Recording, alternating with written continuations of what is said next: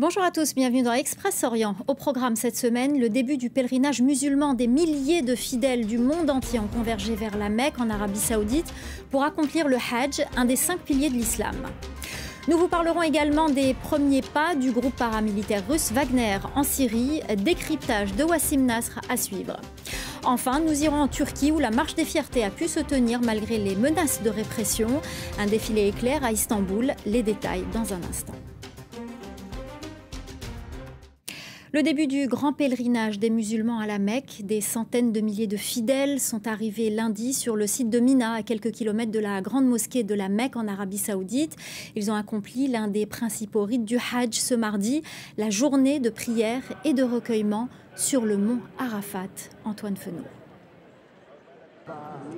Leur ferveur est à la hauteur de leur attente. Ces pèlerins venus du monde entier touchent enfin au but. Ils sont à la Mecque, devant la Kaaba. Tous venus pour le pèlerinage du Hajj, un des piliers de l'islam. Tout musulman souhaiterait se trouver ici, à la grande mosquée. J'espère que tout le monde pourra faire le Hajj un jour, que Dieu l'accorde à ceux qui le souhaitent.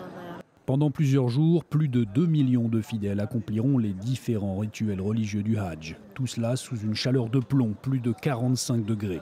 Ce Hajj, c'est aussi le premier à réunir autant de fidèles depuis la pandémie de Covid. En pleine épidémie, seuls quelques milliers de personnes avaient obtenu l'autorisation de se rendre à la Mecque. Ce retour des pèlerins en nombre, c'est donc une bonne nouvelle pour les commerçants. Nourriture, souvenirs, vêtements, les affaires sont au beau fixe. Cette année est bien meilleure que la précédente en ce qui concerne la demande et l'afflux de pèlerins accomplissant le Hajj. Même le nombre de pèlerins accomplissant la Omra est en hausse depuis le début de l'année. Dieu soit loué, tout va bien. Tout musulman, s'il le peut, doit accomplir ce pèlerinage au moins une fois dans sa vie. Un voyage qui coûte au moins 5 000 $ par personne. Le Hajj fournit également une importante source de revenus à l'Arabie Saoudite. Cette année, tous les hôtels de la Mecque et de ses environs affichent complet. Au total, le royaume attend plusieurs milliards d'euros de retombées. Ces frappes aériennes russes en Syrie, 9 civils dont 2 enfants ont été tués dans ces raids sur la zone rebelle d'Idleb, 13 personnes au total. Il s'agit de l'attaque la plus meurtrière de l'année dans ce pays ravagé par la guerre. 4 autres personnes ont été tuées dans une autre frappe près d'Idleb. L'OSDH, l'ONG syrienne, parle de massacre. Le groupe paramilitaire russe Wagner a défrayé la chronique ces derniers jours. La rébellion des mercenaires contre Moscou a révélé au grand jour une armée privée dont la mission ne se limite pas à l'Ukraine ou à certains pays africains. Wagner a d'abord opéré en Syrie bien avant, comme nous l'explique notre spécialiste des réseaux djihadistes, Wassim Nasr. Ça a commencé en Syrie, ça ne s'appelait pas Wagner, on remonte à 2012, donc il y a le Slavonic Corps Limited qui a commencé son engagement en Syrie dès 2012. Donc en 2013, c'était devenu Wagner.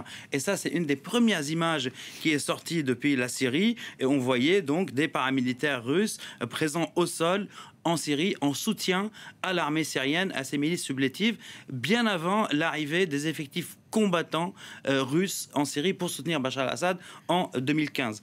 Et là, on va voir aussi, on a des photos des premières exactions. En fait, c'est des captures d'une vidéo où on voit des mercenaires russes qui s'en prennent à un déserteur de l'armée syrienne. Donc même pas un rebelle, pas un djihadiste, mais un déserteur de l'armée régulière syrienne qui sera tué à coups de massue, à coups de marteau, et qui sera brûlé derrière. Il y a encore une capture qu'on va voir. Donc ça fait partie des toutes premières exactions documentées en Syrie. Et la légende de la massue a démarré ici. Donc ça, c'était la période syrienne. Ils ont participé à des combats.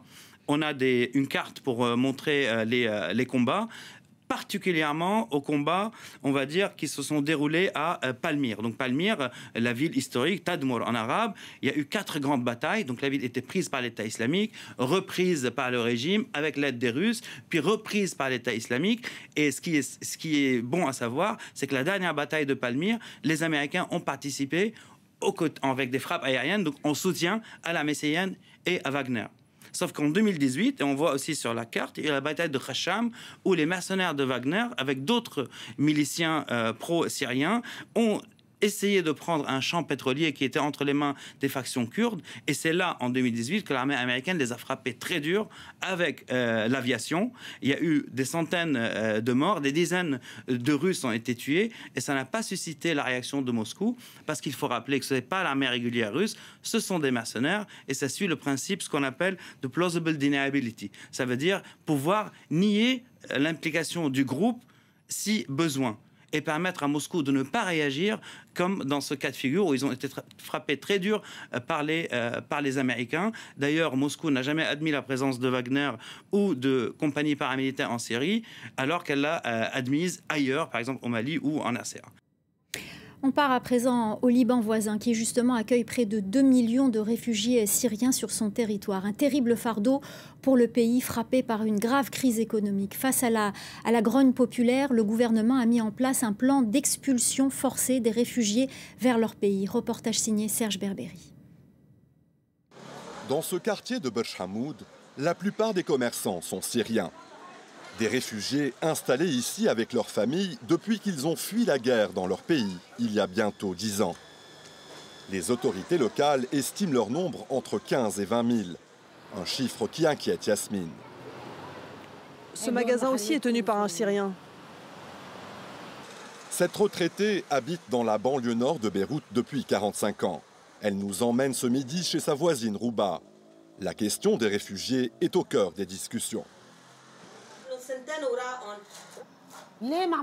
Pourquoi le gouvernement ne nous aide pas? C'est de la faute des autorités. Et que dire de la sécurité?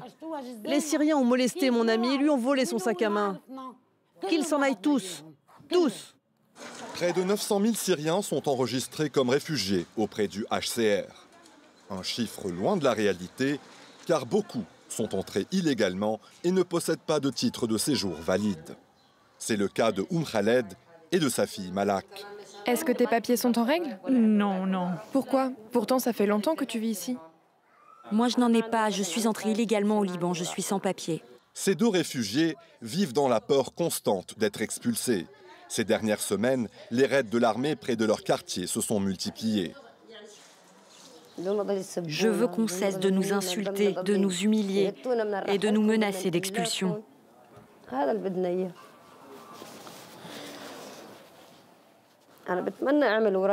J'espère régulariser ma situation pour me déplacer librement sans avoir à subir ces comportements hostiles. La présence de près de 2 millions de Syriens, dont une majorité de réfugiés selon les autorités, a bouleversé le marché de l'emploi dans un pays en crise. Une main-d'œuvre qualifiée et qui coûte beaucoup moins cher, mais pas seulement. Bachir dirige une entreprise du bâtiment. Nous le retrouvons sur l'un de ses chantiers au sud-est de Beyrouth. Ici, 100% des salariés sont syriens. Ils acceptent des tâches jugées serviles, voire dégradantes par beaucoup de Libanais.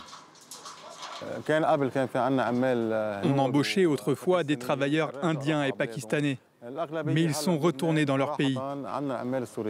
Aujourd'hui, la majorité de mes employés sont syriens. Les Libanais n'aiment pas travailler dans le bâtiment. Ils s'orientent vers d'autres métiers. Et certains exigent un salaire plus élevé.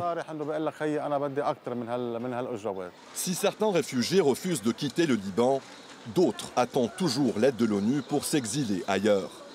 Georges en fait partie. Une fois par semaine, il prêche l'évangile en plein air. Né à Maloula, au nord de Damas, il milite avec la même ferveur pour une réinstallation de ses compatriotes. Tous ceux qui ont été expulsés vers la Syrie sont retournés au Liban après seulement quelques jours. Pour $50, n'importe qui peut entrer illégalement au Liban. Un phénomène exacerbé par le manque de volonté politique du gouvernement de verrouiller les points de passage clandestins. Chaque jour, des dizaines de véhicules transportant des réfugiés syriens traversent la frontière dans les deux sens. On vous parle à présent de la marche des fiertés à Istanbul, en Turquie. Les participants ont dû à nouveau défier l'interdiction et défiler en évitant la police dimanche. Une marche sous haute tension, un mois après des élections marquées par une virulente campagne homophobe du camp Erdogan et Tanaji. Ils arborent des drapeaux arc-en-ciel et martèlent des slogans en faveur des droits LGBT+. des centaines de manifestants bravent l'interdit en investissant les rues d'Istanbul pour la marche des fiertés.